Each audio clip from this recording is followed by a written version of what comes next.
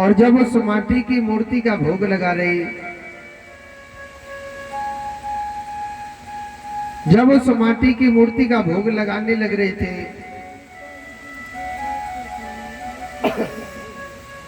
उस माटी की मूर्ति का भोग लगा रही तो असली पति दरवाजे पर आ गया और वो दरवाजा खटखटाने लग रहा है कि दरवाजा खोलो। वेदों में कहा गया है, शास्त्रों में कहा गया है कि जब भजन करें या भोजन करें तो बीच में खड़ा नहीं होना चाहिए।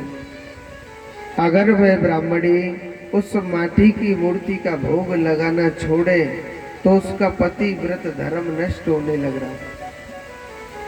और इधर असली पति दरवाजा खटखटा रहा है कि दरवाजा खोलो।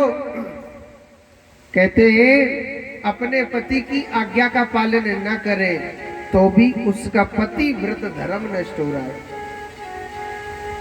गोपियां कहने लगी, कान्हा अब आप बताइए उस नारी को दरवाजा खोलना चाहिए या भोग लगाना चाहिए?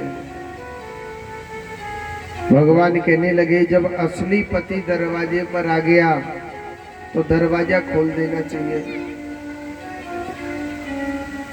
क्योंकि उस झूठ मूठ की मूर्ति को छोड़ देना चाहिए। गोपी कहने लगी, कन्हैया अच्छा हुआ आपने इंसाफ कर दिया। भगवान कहने लगा, मैं कुछ समझा नहीं।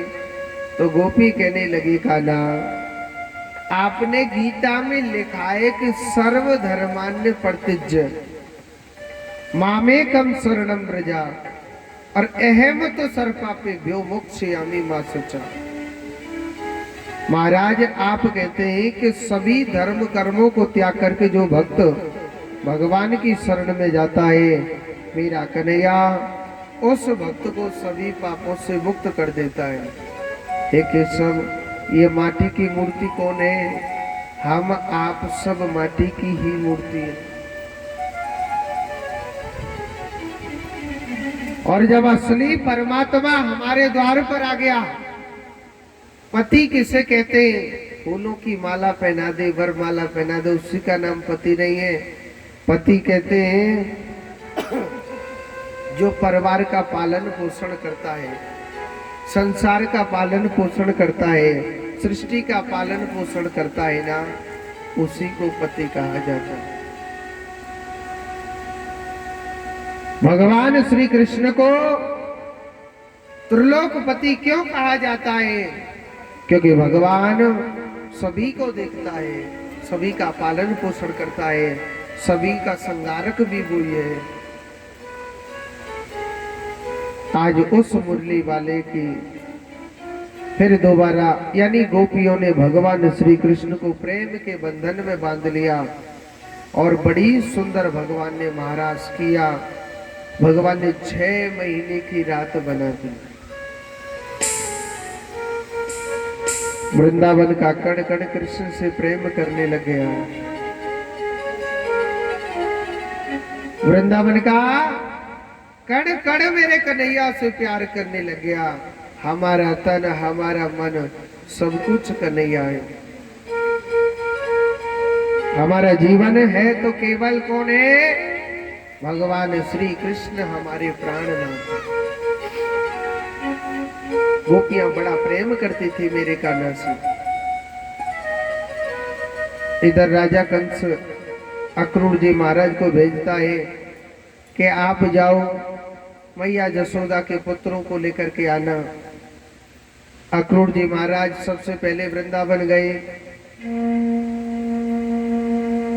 क्योंकि भगवान के भक्त कभी नहीं सोचते वृंदावन हर प्राणी क्यों जाता है। आपने कभी सोचा है? कोई कहता है महाराज वृंदावन इसलिए जाते हैं, माने कन्हैया के दर्शन करने जाते हैं। क्यों? खेतड़ी में कन्हैया नहीं का है? क्या खेतड़ी में भगवान श्री कृष्ण नहीं है? वृंदावन में भी तो भगवान की मूर्ति बनी और वो यहाँ पर भी बनी हुई होगी खेतड़ी में। क्यों जाते हैं वृंदावन? क्योंकि वृंदावन में ऐसी क्या चीज है, हर प्राणी वृंदावन जाता है। वृंदावन की जो माटी है ना वो बड़ी पवित्र बताई गई है। वृंदावन की जो माटी है वो बड़ी पवित्र बताई गई है। एक दिन मुक्ति देवी कहने लगी कि मुक्ति कहे गोपाल से हरनिक मेरी मुक्ति बता। मुक्ति देवी कहने लगी, हे गोपाल, तेरे वृंदावन में न जाने कितने लाखों लोग रोज आते हैं, मैं सबको मुक्ति देती हूँ। हे माधव, मेरी भी तो मुक्ति बताना कि मेरी मुक्ति कैसे होगी। तो भगवान क्या कहने लगे कि पड़ी रहो जागेल में, गेल माने रास्ता, कि पड़ी रहो जागेल में जहाँ साधु संत चलिया। उड़ उड़ रज मस्तक लगे तो मुक्ति विमोक होगा। हे मुक्ति देवी, मेरे वृंदावन की जो धूल है ना, अगर किसी के मस्तक पर पड़ गई उसका उद्धार है पक्का। वृंदावन की माटी इतनी पवित्र बताई गई है, स्वयं भगवान श्री कृष्ण ने उस माटी को खाया था। भगवान ने भोग लगाया। वृंदावन की मिट्टी इतनी पवित्र बताई गई है। आप वृंदावन गए और जिसने ब्रज रज अपने मस्तक पर नाई डारी ना, वृंदावन जावे को कोई फल नहीं मिले।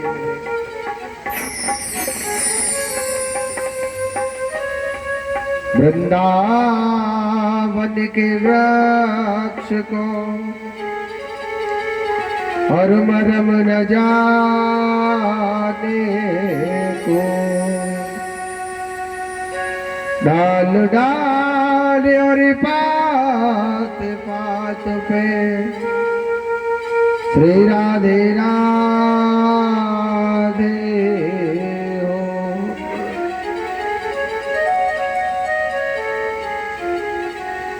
वृंदावन का कड़-कड़, वृंदावन का लता पता, हर सब किसी के से मुख से राधे राधे बोलता है। एक भजन में कहिए ना, काना मोए ब्रज को बनैयो मोर, नाचो ताता थई थई। हे कन्हैया, चाहे वृंदावन का मोर बनाना, कुत्ता बनाना, बिल्ली बनाना, चाहे कुछ भी बनाना, बनाना मुझे वृंदावन का। ओ काना मोए ब्रज को बनैयो मोरे नाचो ताता थई थई। ओ काना मोए ब्रज को बनैयो मोरे नाचो ताता थई थई। काना मोए ब्रज को बनैयो मोरे नाचो ताता थई थई। हाय ताता थई थई नाचो ताता थई थई।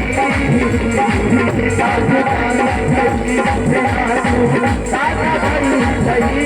काना मोए ब्रज को बनैयो मोरे नाचो ताता थई थई। काना मोए ब्रज को बनैयो मोरे नाचो ताता थई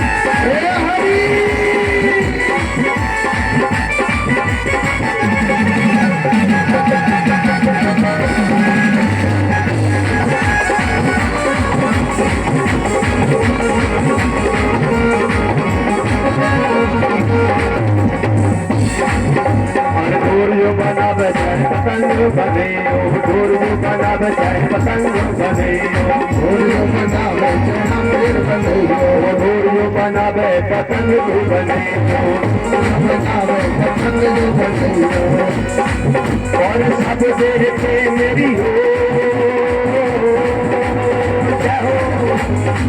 सब देखे मेरी ओर नाचो ताका गई काला बोल बनैयो ओर नाचो ताका गई काला बोल को बनियो ओर नाचो ताका गई और मंदर बनैयो तो बनैयो नाचो बनियो मंदर बनावे तो बनैयो नाचो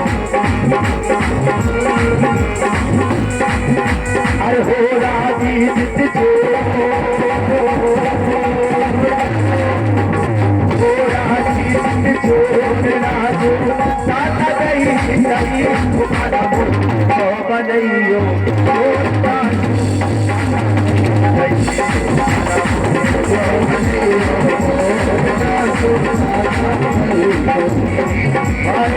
दाता गई राजू दाता गई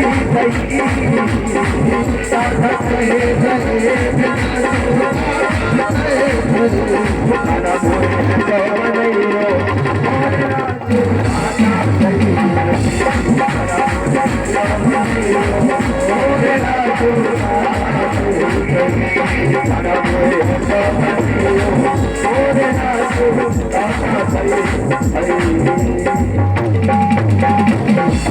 बोलिए कृष्ण कन्हैया लाल के।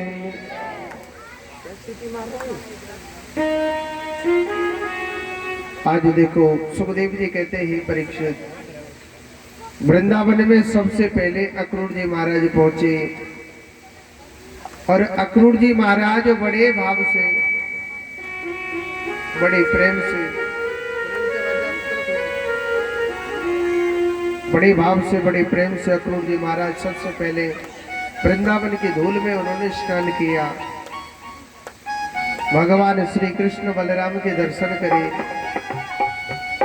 कहने लगे महाराज मेरे बहुत बड़े अहोभाग्य, आज भगवान श्री कृष्ण के दर्शन किए। कन्हैया जी के अक्रूर जी महाराज नाते में चाचा जी लगते थे। क्या लगते थे? चाचा जी, चाचा जी लगते थे।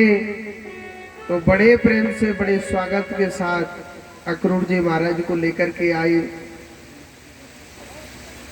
भगवान श्री कृष्ण को मालूम था कि हमारे चाचा हमारे पास वृंदावन में क्यों आए, उनको मालूम था।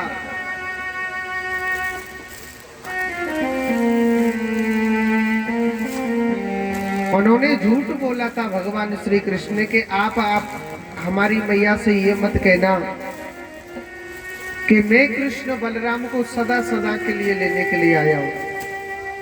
आप झूठ बोल देना कि मथुरा में बहुत बड़ा मेला लग रहा है और मैं आपके पुत्र कृष्ण बलराम को लेने के लिए आया हूं।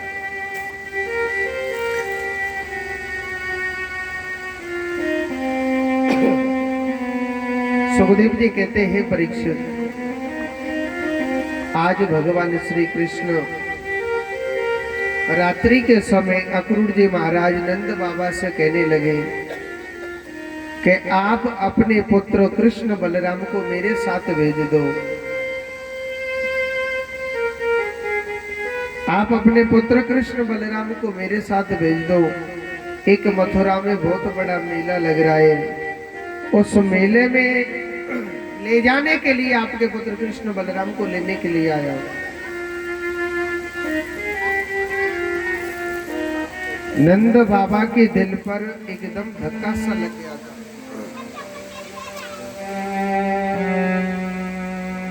नंद बाबा के दिल में धक्का सा लग गया था।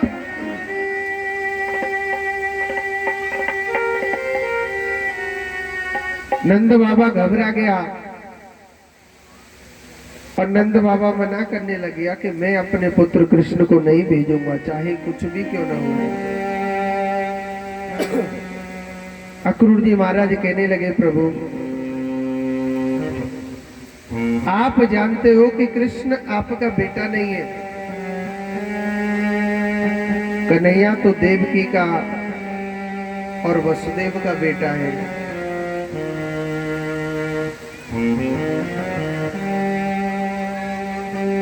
जब उनको ये पता कि जिस कृष्ण के पीछे मैं इतना पागल हो रहा हूं,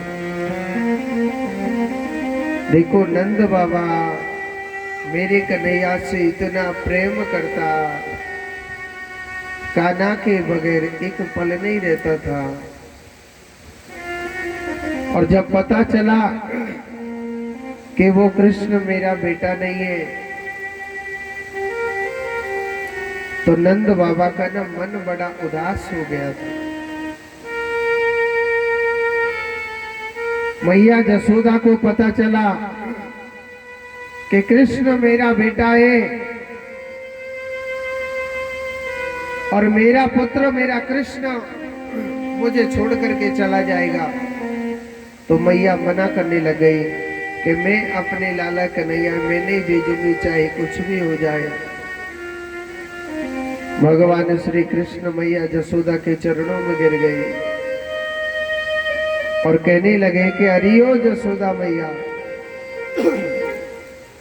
मैया अरियो जसोदा मैया, मैया मैंने तेरी सब बात मानी। मैया तेने कही कान्हा, अरे ओ लाला कन्हैया तू ही गैया चरानी है। मैया मैंने गैया चराई।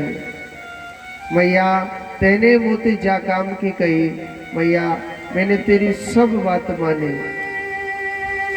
जसोदा मैया मैं तेरे हाथ जोड़ में लग रहा हूं, तू मैया मोए एक बार मथुरा को भेज देना,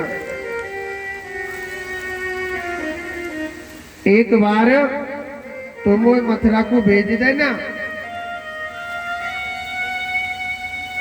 एक बात बोलूं, रात के समय जसोदा मैया ने हाथों भर दिया था, मगर आज वो जसोदा मैया बैठी बैठी रोने लग रही है। आज वो मैया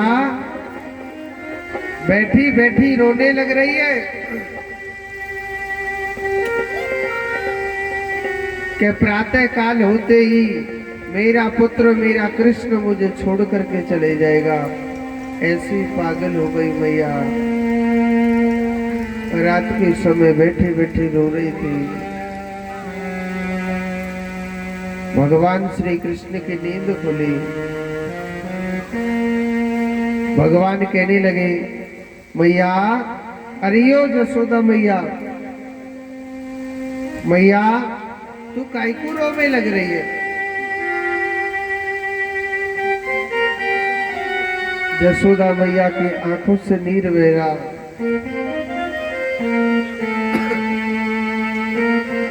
मैया कहने लगी, कान्हा तू क्या समझेगा मेरी मन की कहानी।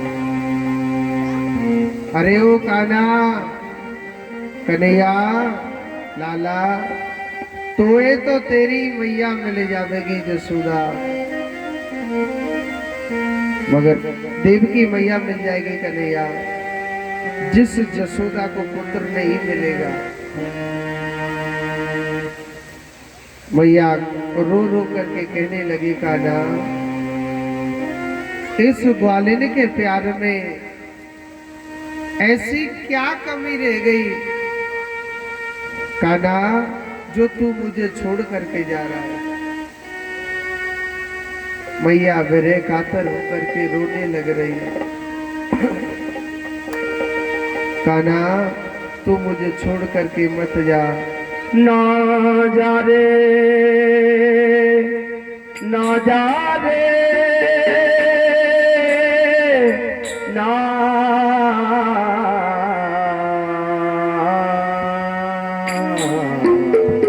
जा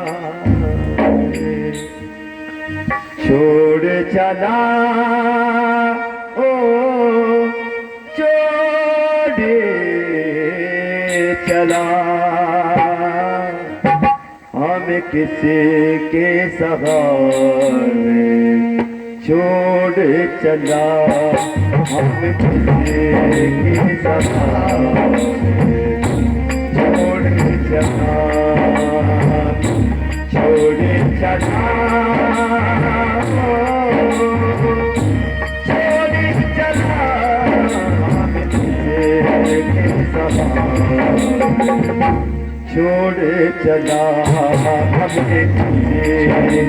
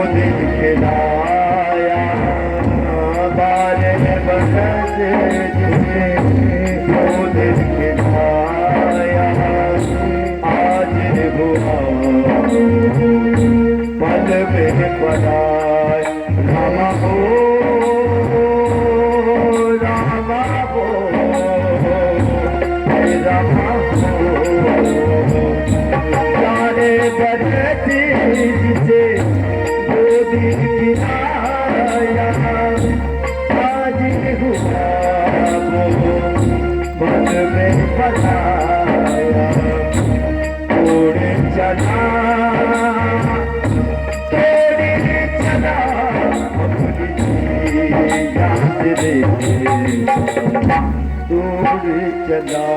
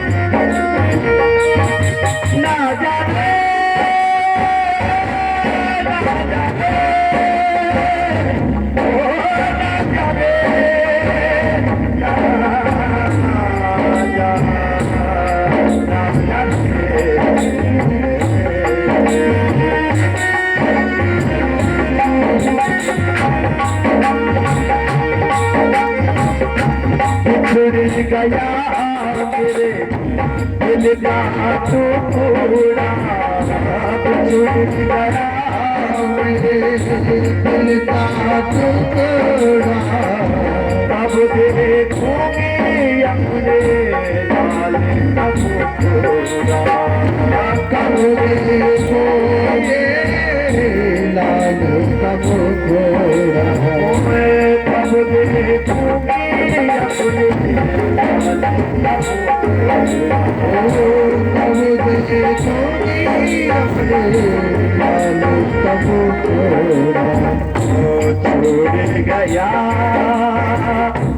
छोड़ गया अपने भैया से छोड़ गया अपनी भैया से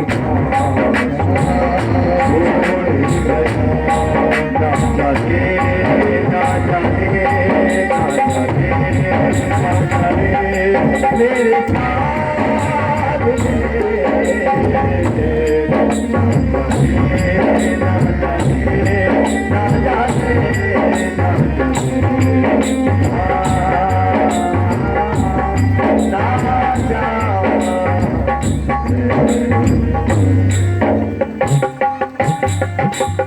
बोलिए गोविंद भगवान की जय।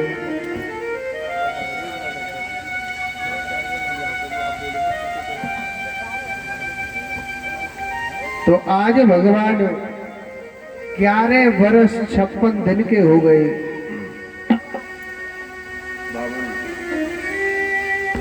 11 वर्ष 56 दिन के होके भगवान आज मैया जसोदा से विदा हो जाएंगे प्रातःकाल होते ही।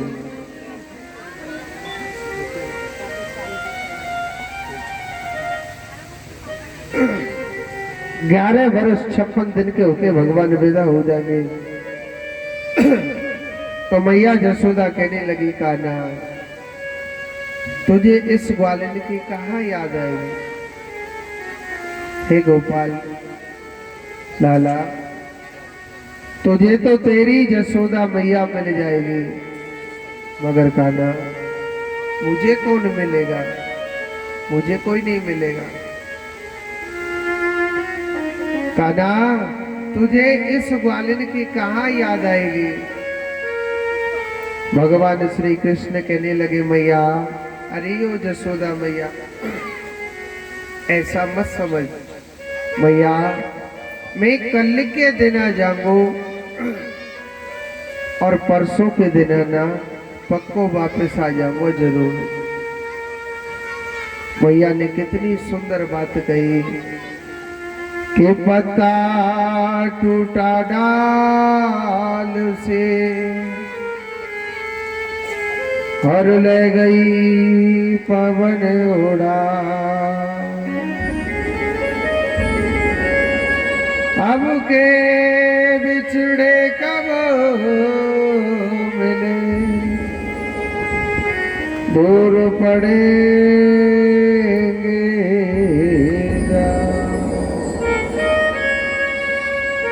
हे गोपाल, जिस वृक्ष पर पत्ता लगा हुआ होता है ना, जब वो टूट करके नीचे गिर जाता है ना, उसे भी हवा उड़ा के ले जाती है।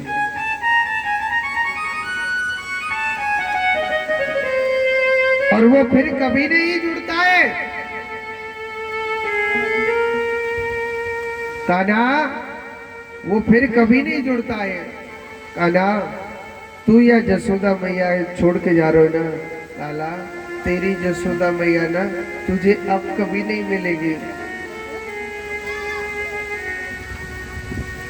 और सुनो, आज भगवान ऐसे निष्ठुर हो गए, 11 वर्ष 56 दिन के होकर के भगवान आज जसोदा मैया से विदा होके जा रहे हैं।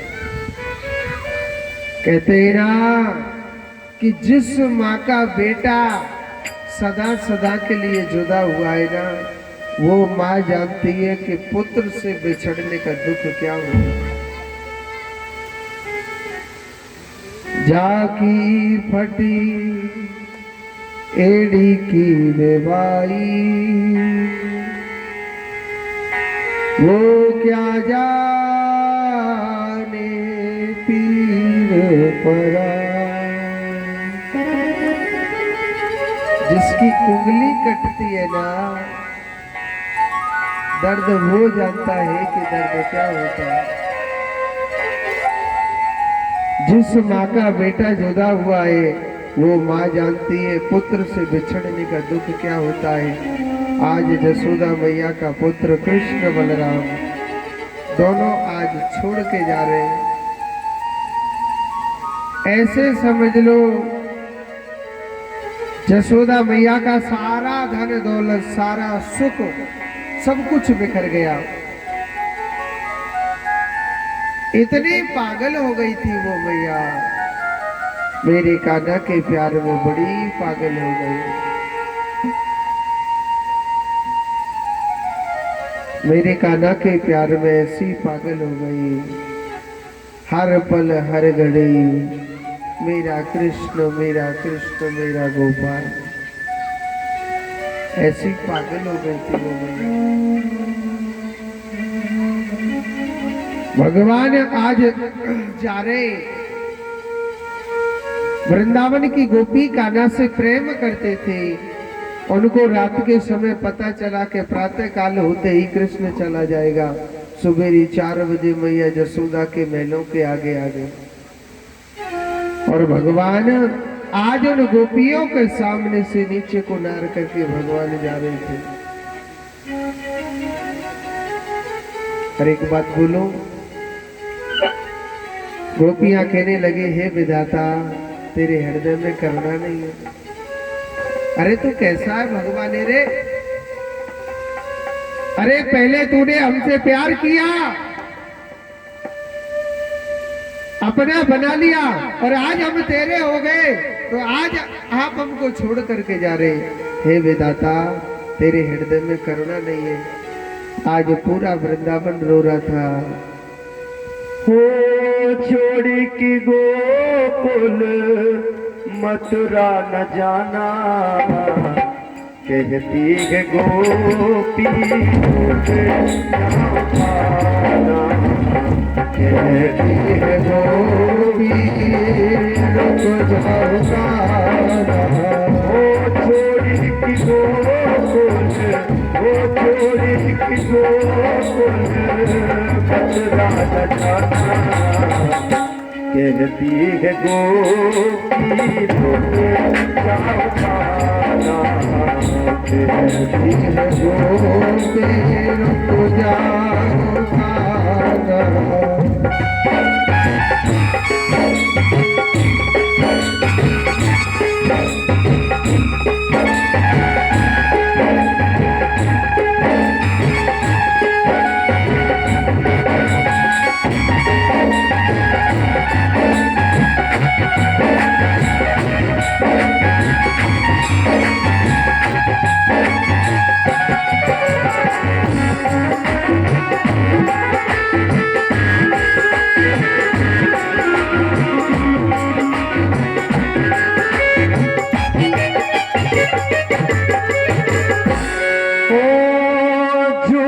कदम सुन रहा है, झूला कदम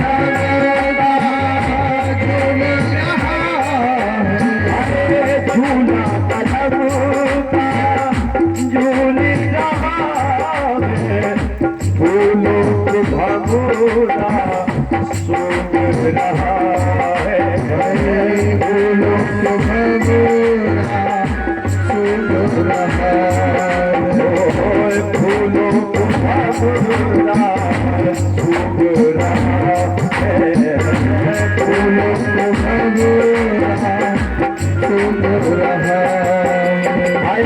इन गोपियों का इन गोपियों का जिन्हें ना दुखाना, कहती है गोपी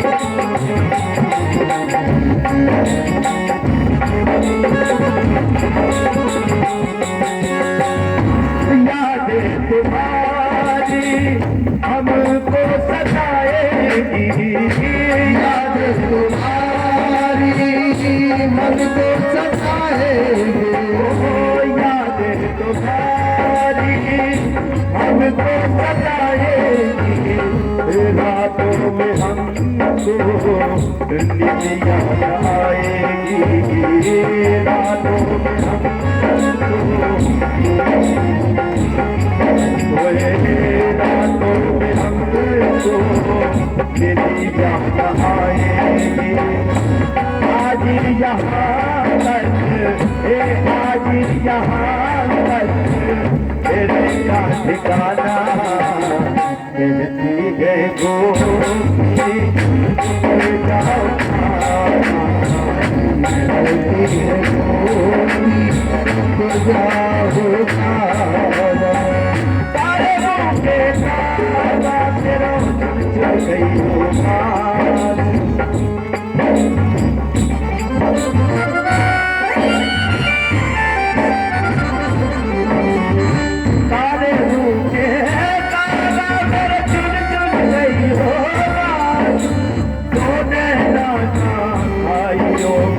शाम मिलन की याद, शाम मिलन की याद, मिलन की याद, तेरे बिना मैं जी नहीं सकती, साथ से ले लूं, उन्हें मर्जी किए बता दे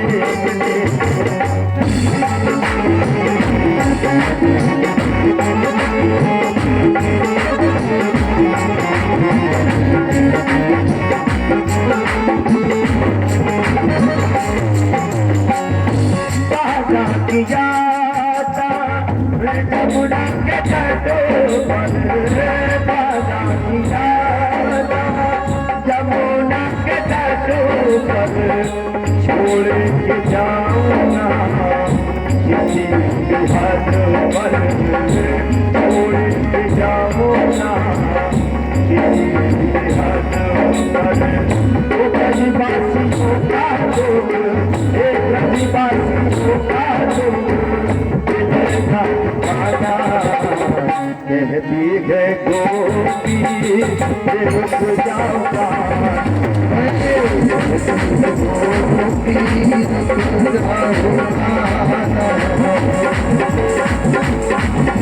अरे छोटे की छोटे की मधुरा मचाना कहती है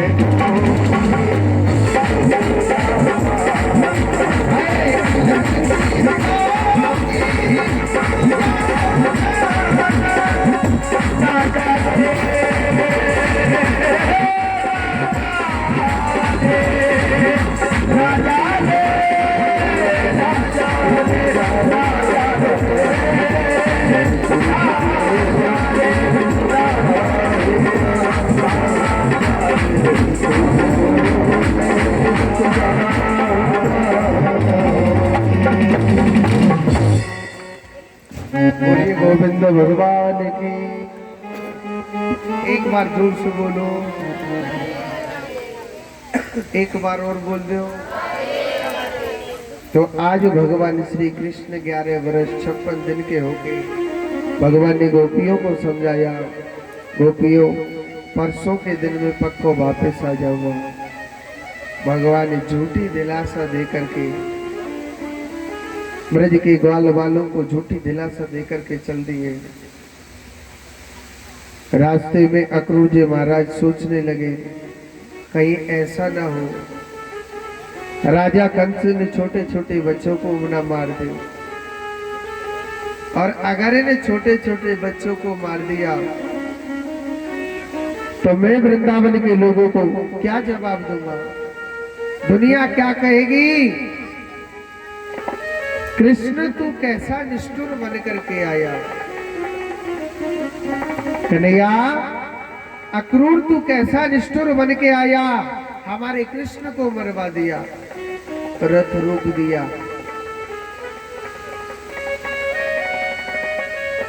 कन्हैया जी समझ गए हमारे चाचा जी के दिल में डर लग रहा है। भगवान ने कहा ठीक है आप ऐसा करो, थोड़े जमुना जल में स्नान करो, वस्त्रों को उतार के, क्योंकि पसीना आ रहे थे उसे।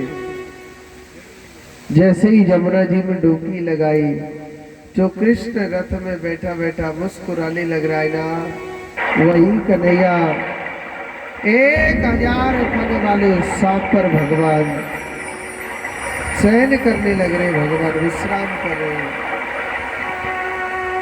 अक्रूर सोचने लगा कृष्ण इसमें, जमुना जल से बाहर देखा वही कृष्ण रथ में बैठ करके मुस्कुरा रहा। दोबारा डुबकी लगा के देखा तो वही कन्हैया सृष्टि का चिंतन कर रहा है। अक्रूर समझ गया जीदारी को कन्हैया देख में छोटो सोना। अरे जिसने काल को बनाया, क्रोध को बनाया, सब कुछ उसने बनाया, इसका कौन क्या बिगाड़े। यही रथ लेकर के चल दिए सीधे। आगे की कथा तब सुनाऊंगा। कुछ भक्तों ने हमारे लिए भागवत कथा में सहयोग दिया है, उसे ध्यान से सुनेंगे और जो भी देना चाहे दे सकता है। देखो, जो भगवान की कथा में दान कर रहे हैं, चाहे 1 से 1000, 1000 से 10,000 तक जो भी दान कर रहे हैं, भगवान उनको सदा बढ़ाए। दान देने से धन से कभी गरीब नहीं होता है, भगवान उसके धन को बढ़ाता है। किशन लाल जी धोबी इनकी तरफ से 1100 रुपये भगवान के चरणों में भेंट करते, जोरदार ताली उनके लिए। भगवान उनकी सदैव झोली भर के रखे। नरेश स्वामी, दीपक स्वामी दोनों भाई हैं, इनकी तरफ से 1100 रुपये भगवान के चरणों में भेंट आए, जोरदार ताली। आगे के जो भक्त हैं सुनील खन्ना जी, इनकी तरफ से 501 रुपये भगवान के चरणों में भेंट करते। आगे वाले ताली नहीं बजा रहे, अच्छा बजा रहे का, ठीक है। तो आगे के भक्त ब्रजेश कुमावत नगर पालिका से, इनकी तरफ से 500 रुपये भगवान के चरणों में भेंट करते, जोरदार ताली इनके लिए। आगे के जो भक्त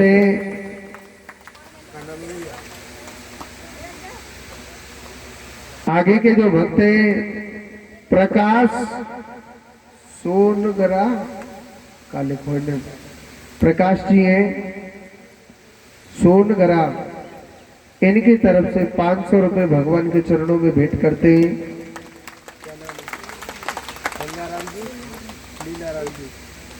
और लीला राम जी की तरफ से 501 रुपये भगवान के चरणों में भेंट करते हैं।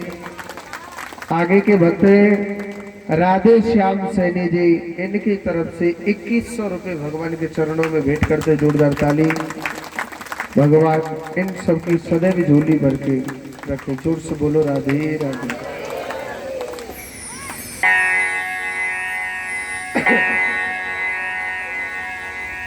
भगवान आज मथुरा पहुंच जाते हैं, मथुरा के निकट पहुंचे थे। कन्हैया कहने लगे चाचा जी आप ऐसा करो, रथ को लेकर के जाइए, आप रथ को लेकर के जाइए।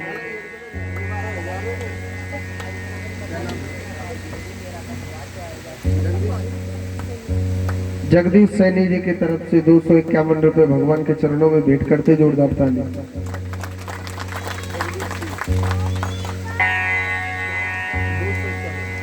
तो इधर भगवान की बड़ी दिव्य अलौकिक लीला। कहने लगे चाचा जी आप ऐसा करो, रथ लेकर के जाओ, हम आ रहे बाद। मथुरा के लोगों को पता चला कि मैया जसोदा के पुत्र कृष्ण बलराम, मैया जसोदा के पुत्र कृष्ण बलराम आज यहाँ पर आए हुए हैं मथुरा नगरी में। सबने बड़ा स्वागत किया, फूल बरसाए थे। एक बात बोलो, कन्हैया के जो साथी थे ना, वो बड़े बेचारे भोले वाले थे। कन्हैया के जो साथी थे वो बड़े भोले वाले थे। कन्हैया के जो साथी थे वो बड़े भोले वाले थे। ग्वाल वाले देखने लगे लाला भैया हमारो इतनी जोर को स्वागत है रो, हमारो इतनी जोर को स्वागत है रो भैया, तेने पहले क्यों ना बताई? अरे गेल में इतनी जोर को स्वागत है रो, तो मामा के पास कितनी जोर को स्वागत होगा है? अब कन्हैया कैसे कह दे मामा के पास तो डंडा पड़ेंगे। भगवान श्री कृष्ण कहने लगे लाला मामा कंस के पास ना वहां तो अगरबत्ती तो पूजा होगी, अगरबत्ती लगा लगा के हमारी। अब बिन्ने बेचारे ने कहा तो डंडा वाली अगरबत्ती लगेगी या खुशबू वाली अगरबत्ती लगेगी? बाल बाल कहने लगे भैया तेने पहले क्यों ना बताई हमें, हम नए कपड़ा पहन के आमते। तो भगवान श्री कृष्ण सबसे पहले पता कहाँ गए थे? धोबी घाट गए थे। एक धोबी था, भगवान का बिल्कुल भक्त नहीं था, भगवान के नाम से बड़ा नफरत करता था। और जो नंसार होती है ना, नाना नानी का जो जगह होती है, नाना नानी के पास जाते हैं ना, तो पूरे गांव के बूढ़े बाबा और बूढ़ी दादी नाते में क्या लगेंगे? नाना नानी लगेंगे कि नानी लगेंगे? ननियाल में। और पूरे गांव के जवान माताएं और जवान भाई सब क्या लगेंगे नाते में? मामा मामी। एक धोबी था, जवान था। कन्हैया कह रो अजी मामा जी राम राम। धोबी सोच रो मोते मामा कहने वालों को आए वो, पीछे को मुड़ के देखा तो टेढ़ी टांग वालों कन्हैया ठाड़ो। उसने राम राम नहीं ली थी, वो कह रहा हाँ ठीक है ठीक है। कन्हैया ने दोबारा कही अजी मामा जी राम राम। वो कहने लगा हाँ ठीक है बताओ कैसे आए? कन्हैया कह रो मामा हमारे पास न कपड़ा नए पहनवे को, आप इन सुंदर से कपड़न ने हमको दे दो ना, 1 घंटा को उधार आपके कपड़न ने उतार के चले जाएंगे, पहले मामा के पास घूमे हमें। वही धोबी कहने लगा आप जानते हो ये कपड़े किसके? कन्हैया कह रो कौन के कपड़ा है? वानी कि ये कपड़े हैं यहाँ मथुरा का बहुत बड़ा राजा है, नाम है क्या? कंस महाराज। कन्हैया कह रो मामा का तो भिड़ी में कह रहे, अरे हम वही कंस के भांजे। वही धोबी सोचने लगा राजा कंस ने तो डंका बजा रखा है कि जो मेरे काल को मार देगा तो उसके लिए बहुत सारा धन मिलेगा। वही धोबी भगवान से कहने लगा ग्वारिया गमारिया गैया चराने वालों आप इन कपड़ों को पहनोगे? भगवान को गाली देने लग गया। धोबी सोचने लगा या कन्हैया तो मैं अकेला ही मार दूंगा, राजा मेरे लिए बहुत धन देगा। वो भगवान के पीछे में डंडा लेके जा रहा था। एक ग्वाल वाले था संजू बार, कहने लगा रे ओ कन्हैया। कन्हैया कह रहा हाँ वन बिन हाथन ने दिखा दे, जिन हाथन से तेने पूतना मारी गाई। भगवान ने कहा करो वह धोबी के एक जोर से थप्पड़ मारो, सो ये कहीं में बाकी गोविंदाई नमो नमा हो गया। हाँ जी अच्छा सुनो, हमारो कन्हैया छोटो सो और कंस लंबाई में बहुत बड़ो। जब ग्वाल बाल सबने वस्त्र पहने थे, जब ग्वाल बाल सबने कपड़े पहने थे राजा कंस के, जब श्रीमान जी गैल में चलने लग रहे ना तो गैल साफ करने की जरूरत ही ना है। उनके कपड़े 4-4 हाथ नीचे को लटक रहे, गैल तो अपने आप साफ होती जा रही। ग्वाल वाले कहने लगे अरे लाला, अरे ओ कन्हैया भैया हम तो पहले मलूक लग रहे, अब तो और ज्यादा बुरे शुरू से लग रहे। भगवान कहने लगे ठीक है मैं कुछ इंतजाम करता हूँ। भगवान श्री कृष्ण कहाँ गए? एक दर्जी के पास गए। भगवान कहने लगे भैया दर्जी के आप हमारी कपड़न में अच्छे से बना दो ना, मलूक ना लग रहे हम। दर्जी ने भगवान की झांकी को पहचाना और दर्जी ने जब वही कपड़े काट पीट करके भगवान के नाप के बना दिए। भगवान कहने लगे लाला तेरे कपड़न को का बोल गयो। दर्जी कहने लगा हे केशव जैसे मैंने आपके बिगड़े हुए कपड़े सुधारे एक दिन मैं भी तेरे द्वार पर आऊंगा। हे माधव मेरी बिगड़ी हुई किस्मत तुझे सुधारनी। भगवान तथास्तु कह के चले जाते हैं। भगवान कहने लगे लाला देखिए अब तो हम मलूक लग रहे कि ना लग रहे, पर मलूक तो लग रहे, एक चीज की कमी रह गई है। अब हम कम एक चीज की कमी रह गई है, काय की? एक चीज की कमी ये रह गई है कि अगर 100 माथे पे चंदन लग जाए तो हम ना बहुत मलूक लगेंगे। एक मैं छोटी सी आपसे बात पूछता हूँ,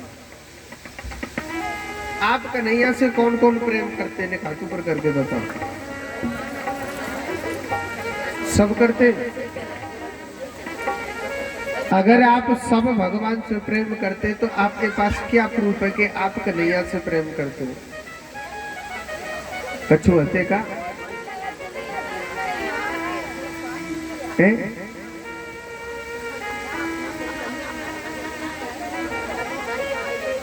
ऐसे प्रूफ नहीं होता है। कहते हैं कि जैसे शादीशुदा स्त्री की क्या पहचान होती है, मंगलसूत्र होता है कि नहीं होता? होता है ना? हाँ तो यही है तो बता रहा हूँ दादी, बिंदी बताऊंगा चिंता मत करेंगे, सुन तो लेकर। बिंदी तो कवारी कन्या भी लगा लेती है मगर मंगलसूत्र कोई नहीं पहनता है। शादीशुदा ही पहनती है कि नहीं पहनती है? अरे असली नकली कैसो पहन लो, मैं आकी ना कह रहा हूं। उसी प्रकार जैसे कहते हैं कि आप कितना भी सुंदर भोजन बनाओ और आप भगवान का भोग लगाओ, अगर आपने उसमें तुलसी का पत्ता नहीं डाला, तुलसी नहीं डाली, तो भगवान भोजन को स्वीकार नहीं करते। भोजन कैसा भी हो उसमें तुलसी डल गई तो समझ लो उसमें अमृत डल गया। उसी प्रकार नारायण का जो भक्त होता है ना, कृष्ण का भक्त होता है, उसके गले में तुलसी की माला होती है। अपने स्वामी जी का मंगलसूत्र पहनते हो, कहते हैं नारायण भगवान के नाम का मंगलसूत्र पहनना चाहिए। ऐसे नहीं है कि हम प्रेम करते हैं, इससे प्रूफ नहीं होता है। आप कहते हैं हम भगवान को भोग लगाएंगे, ऐसे प्रूफ नहीं होता है। प्रूफ होता है कि तुलसी का पत्ता उसमें डालो तब वो भगवान स्वीकार करते हैं। उसी प्रकार भगवान भी अपने भक्त को तभी स्वीकार करते हैं, गले में अपने कंठ में तुलसी की माला धारण करके जरूर रखनी चाहिए। तुलसी की माला के बहुत फायदा होते हैं। अपना माथा अच्छा रहता है, ठंडा रहता है, उसे कभी अकाल मौत नहीं होती है। तो दादी तुलसी धारण कर लीजिए, ठीक है? हाँ, और नहीं तो फिर हम पे ले लीजिए तुलसी की माला। हमारे पंडित जी हैं, अभी तो झांकी बना रहे नरेश पंडित जी, उनसे ले लेना तुलसी की माला, अच्छा रहेगा। जोड़ते बोलो राधे राधे। तो तुलसी की माला धारण करनी चाहिए, तभी भगवान अपने भक्त को स्वीकार करते हैं। और माथे पे हमेशा चंदन लगा हुआ होना चाहिए। भगवान कहने लगे लाला देखिए हम मलूक लग रहे, मैंने मलूक तो लग रहे महाराज, एक चीज की कमी रह गई है, काहे कि अगर 100 माथे पे चंदन लग जाए तो हम बहुत ज्यादा मलूक लगेंगे। तो एक कुब्जा नाम की औरत थी, रूप की काली थी, बड़े बड़े उसके दांत थे, 3 जगह से वो टेढ़ी थी और कोई भी उसका मुख देखना पसंद नहीं करता था, मोरी के बहू की तरह। कोई भी उसका मुख देखना पसंद नहीं करता था। उससे कहते थे दुनिया कुबड़ी। कुबड़ी पता है किसे कहते हैं? जो हक से ज्यादा बुरा होता है। सब लोग देख देख के हंसते थे, अरे अरे देखो देखो कुबड़ी आ गई, कुबड़ी आ गई, कुबड़ी आ गई। इसलिए कुब्जा हमेशा घूमट मार के रहते थे। कुब्जा हमेशा घूमट मार के रहा करते थे। जब कुब्जा घूमट मार के रहा करते थे, सुखदेव जी कहते हैं परीक्षित, हमेशा कुब्जा जब घूमट मार के रहा करते थे तो भगवान उस कुब्जा के पीछे पीछे दौड़े दौड़े जा रहे और भगवान चिल्ला रहे थे, अरे ओ सुंदरी, अरे ओ सुंदरी, सुंदरी, अरे सुंदरी आप हमारी बात सुनो ना, एक बार हमारी बात सुनो। कुब्जा सोचने लगे, आज मुझसे सुंदरी कहने वाला कौन आ गया। पीछे को मुड़ के देखा, एक सुंदर सा बालक, बड़ा सौंदर्य जिसका रूप है, घुंघराले घुंघराले बाले। वही कुब्जा कहने लगी, अरे लाला आप मुझसे सुंदरी क्यों कह रहे हो? आप मेरा क्यों मजाक उड़ा रहे हो? मेरा रूप काला है, मेरे बड़े बड़े दांत है, 3 जगह से टेढ़ी हूं। दुनिया मुझसे कुबड़ी कहती है, आप मुझसे सुंदरी क्यों कह रहे हो? भगवान कहने लगे, हे सुंदरी, मैं काले को और गोरे को कभी सुंदर नहीं कहता हूं। मैं काले को और गोरे को कभी सुंदर नहीं कहता हूं। अरे जिसका मन अच्छा होता है, जिसका मन पवित्र होता है, हे देवी, मैं उसको सुंदरी कहता हूं। आपका मन अच्छा है, पवित्र, तभी तो मैं आपसे सुंदरी कह रहा हूं। कुब्जा सोचने लगे, हे भगवान, छोटा सा बालक देवताओं जैसी बात करता है। और शास्त्रों में कही है, संतों की कहावत है कि कभी राजा संसार में और सबसे मिलियो धाम, ना जाने किस भेष में मेरे नारायण मिल जा। कबीरा या संसार में सबसे मिलियो धाय और ना जाने किस भेष में मेरे नारायण मिल जाए। वो मुरली वाला एक बार सबके सामने आता है, ऐसी बात नहीं है मेरा कृष्ण नहीं आता, आता है, जरूर आता है। मगर वो मुरली वाला किसके घर में किस रूप में कैसे आ जाता है, वक्त का पता नहीं चलता। वक्त का, समय का पता नहीं चलता है। कबीरा या संसार में सबसे मिलियो धाय और ना जाने किस भेष में मेरो नारायण मिल जाए। कुब्जा ने बड़े भाव से भगवान के माथे पे चंदन लगाया। भगवान सोचने लगे, क्यों ना कुब्जा का उद्धार कर देना चाहिए।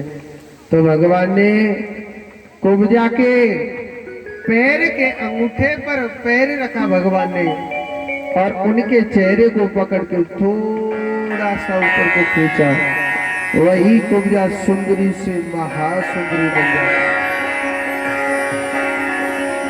सुदामा नाम के माली ने भगवान श्री कृष्ण को माला पहनाई थी और भगवान सीधे चल दिए। कहा? मथुरा में कंस के महल की तरफ चल दिए।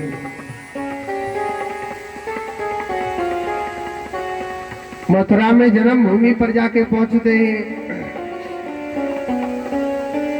जब सीधे वहां पर पहुंचे तो देखा कि सबसे ज्यादा वहां मेला लग रखा था और वहां भगवान शंकर का दिव्य धनुष रखा हुआ था।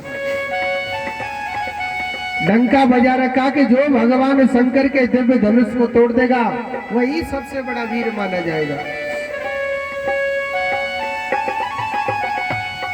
एक बात बोलूं, जब कोई खेल होता है ना, खेल होता है तो चारों तरफ भीड़ इकट्ठी हो जाती है। अगर कोई आगे को आएगा तो ठीक है, जो छोटे छोटे बच्चे होते हैं ना, अगर आगे आ गया तो ठीक है, पीछे रहेगा तो कोई नहीं देखने देता है। वो कन्हैया के संग में चक्कर पड़ गए, आगे संजू बार खड़े देखने नहीं दे, पकड़ और जहाँ ज्यादा बोले तो भगवान कह रहे लाला ने बगल को हट जा, मुंह देख लग दो, वे तो अपने गांव की बात अकड़े दिखाएंगे ना, ना हट रहे हम बगल को। भगवान सोचने लगे कुछ ना कुछ करना पड़ेगा, तो भगवान ने क्या किया, घुटमन घुटमन इनकी टांगन के नीचे भगवान सबसे आगे पहुंच गए। देखा कि भगवान शंकर का दिव्य धनुष सवार रखा हुआ है, धनुष तोड़ने के लिए जा रहे हैं। मथुरा के रार के लोग मना करने लग रहे, अरे रे ये छोटे छोटे बच्चे कहाँ जा रहे। कन्हैया कहने लगा बेटा जब तक तू बगल को न हट रहा हूं, अब छोटे से बच्चा आए हम मौनिया कम समझ रहे हैं। भगवान श्री कृष्ण उस धनुष को तोड़ने के लिए जा रहे हैं। और सुनो, जैसे आंखों के पलक को दबाते ना भगवान श्री कृष्ण ने उसी प्रकार उस धनुष को उठाया और भगवान ने एकदम झटका से खंडन खंडन कर दिया था, तोड़ दिया। बोलिए कृष्ण कन्हैया लाल की। अच्छा आप ताली यूं नहीं बजा रहे, मामा कंस की तरफ है शायद। अच्छा कन्हैया की तरफ है क्या? जोड़ते बोलो। तो एक बार और बोलना पड़ेगा। थोड़ा थोड़ा सा आगे को आ जाओ, समय का अभाव है। थोड़ा थोड़ा सा आगे को आ जाओ, आगे बारे हो पीछे बारे हो बैठ जाएंगे। हाँ जोर से बोलो राधे राधे, थोड़े के ना बोली राधे राधे। कुर्सी पे धरे का है तुम बोल रहे हो राधे राधे। तो आज भगवान श्री कृष्ण ने कोबलिया पीठ हाथी का बलराम जी महाराज ने संहार किया। भगवान और महलों की तरफ गए, स्वामी चढ़ा दो भैया, और महलों की तरफ आए। भगवान अंदर गए तो चारों मुष्टिक जैसे जैसे पहलवानों से भगवान श्री कृष्ण बलराम युद्ध लड़ रहे हैं। भगवान श्री कृष्ण ने चारूढ़ को चारों दिशाओं में घुमाया और एक बार जोर से धरती पर दे मारो, सो चारूढ़ का भी उद्धार हो गया, मुष्टिक का भी उद्धार कर दिया। सबरी मथुरा में हल्ला मच गो। जीदारी को कन्हैया देखने में छोटो सो लग रहा, जी कन्हैया देखने में छोटो सा लग रहा है, ये कन्हैया छोटो सा ना है। अब तो सब डर के मारे भग गए। एक बचो कौन हो? मामा कंस को बचो, मामा कंस। भगवान ने कहा करो बा को मुकुट दियो, टांट पे उतार और बाल लिए पकड़। कन्हैया कहने लगा, कंस कहने लगा अरे कान्हा, अरे छोड़ छोड़ मेरे बालों में दर्द हो रहा है। कन्हैया कहने लगा हाय राम, मामा जी हमको तो पता ही नहीं था कि बाल पकड़ने में दुख होता है, और बाल पकड़ने में दुख होता है मामा। तो कल के दिन तेने तो मेरी मैया के बाल पकड़े ना, जब तोए दुख ना भयो तो वो कहां से दुख होगा। गलीबान पकड़ लिया। राजा कंस कहने लगा अरे कान्हा छोड़ छोड़ मुझे। तो कन्हैया क्या कहने लगा, ओ मामा जी हमने तो पकड़ वो इसी को, छोड़ वो न इसी को। जो पकड़ लियो हमारे ठिकाने पे लगाए के छोड़े, ऐसे थोड़ी छोड़ देंगे। अब तो भगवान श्री कृष्ण राजा कंस से बड़ा भयंकर युद्ध कर रहे हैं। कभी इधर पटक देते, कभी उधर पटक देते। कहते हैं जब मृत्यु की घड़ी आती है ना कोई बेटा संग दे ना कोई बेटी, ये तो बहुत दूर की बात है। क्यों बोलते बार बार, अरे कायऊ संग नहीं दे, आएगा बुलावा तो जाना पड़ेगा। भगवान श्री कृष्ण मावो की तरह और छाती पे बैठ गई कंस की पे, और जोर जोर दे ऐसे मुक्का मारे नमो नमः। बोलिए कृष्ण कन्हैया लाल की। एक बार जोर से बोलो। रुक जा भाई, जल्दी चल दीजिए, रुक जाना। तो देखो आज बाराती बड़ी दूर दूर से आए है ना, भाई भगवान की शादी है तो आज तो नखरे ही बहुत है बाराती के हैं। आज तो इतराएंगे बाराती। तो पहले ऐसा करते हैं सभी बारातियों को, क्योंकि बाराती बेइज्जती करने में 1 मिनट ना लगा, में ऐसे ही बुला लिया बारात में, पकौड़े चाय तो पिलाई नहीं थी, कहते कि नहीं कहते। तो भगवान की शादी में पहले आपको नाश्ता करा देते हैं, फिर आपको बफर सिस्टम की ओर ले चलेंगे, ठीक है। तो ये जो बूंदी का प्रसाद लेके आया है वो हाथ ऊपर करें ने थोड़ा। बूंदी और नमकीन वाले दोनों है ना, दोनों खड़े है जाओ। और चाय वाले कहाँ हैं? चाय वाली आई नदी के वो कैटली पे लगी रहेगी थी। तो ऐसा करें, आप इस प्रसाद को सभी के लिए बांटे, कोई भी खड़ा नहीं रहेगा। मैं कथा को 5 मिनट के लिए विश्राम दे रहा हूं और इस प्रसाद को यहीं पालें, ठीक है। और जो नवरात्रे रहे, व्रत रहे, तो वो चाय पिए, उस प्रसाद को घर ले जाए, ठीक है। तो छोड़ते बोलो, देखो चाय का नाम लिया, शायद केटली आ गई थी का चाय की, सब टुकुर टुकुर देख रहे हैं। जोर से बोलो राधे राधे। और 5 मिनट के लिए मैं कथा को विश्राम देता हूँ। बूंदी और नमकीन वाले भैयाओं माताएं आ जाएं और 1-2 जनी माता संग दे दो, तो मत इतराओ बरातीन की तरह, सबको बंटवा दो प्रसाद को, ठीक है। उजड़ी सी झोपड़ी में तुझे बुलाता हूँ मेरे श्याम, उजड़ी सी झोपड़ी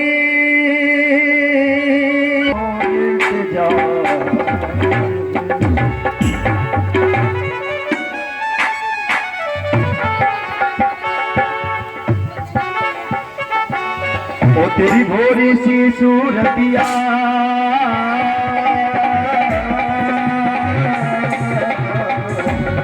ओ तेरी भोरी सी सूरतिया समाए गई, समाए गई, समाए गई दिल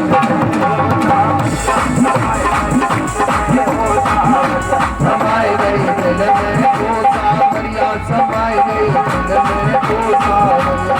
ओ तेरी भोली सी सूरतिया,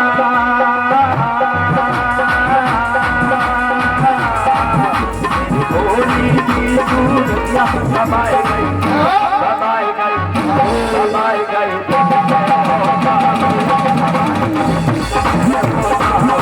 समाए गई दिल में कोसा मरिया, समाए गई दिल में कोसा मरिया। ओ मेरे सावरिया, ओ मेरे सावरिया, मेरे सावरिया, मेरे सावरिया।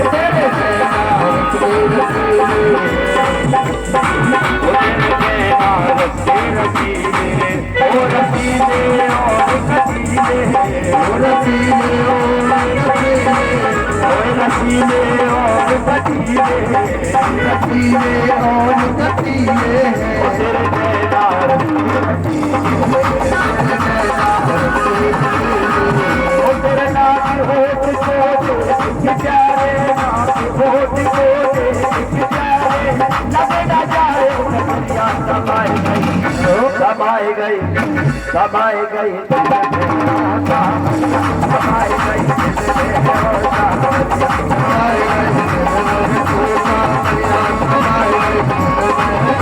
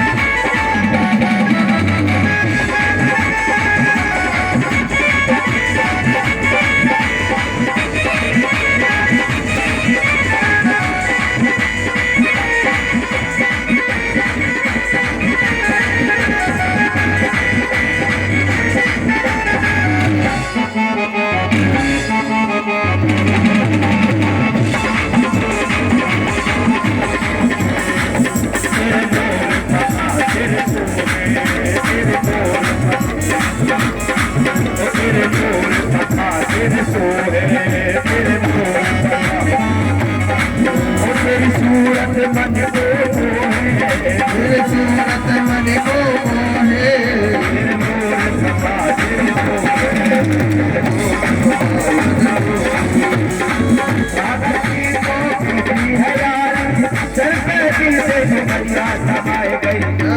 समाए गई समाए गई